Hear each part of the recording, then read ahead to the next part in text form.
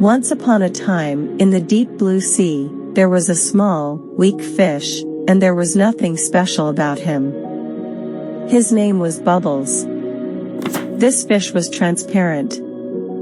He could blend in with the water. This crab could pinch its prey.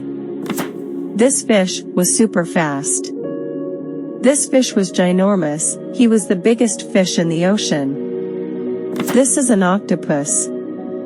It has 8 legs. This fish had no eyes. They made fun of Bubbles. He can't do anything. No one likes me. Bubbles thought to himself. This turtle had a shell that could protect him from anything. This fish could blow up. This fish could jump out of the water really high.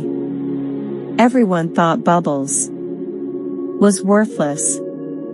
He was sad, he just wanted to be like everyone else. Then one day something crazy happened. Bubbles discovered that he could swim upside down, head down, or even fin up. Flash and Sunny tried, but they could not. Not only was Bubbles a crazy swimmer, but the way he swam scared predators away. Bubbles was finally happy.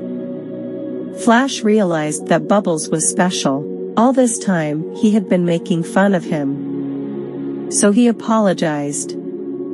"I am sorry." "It's okay.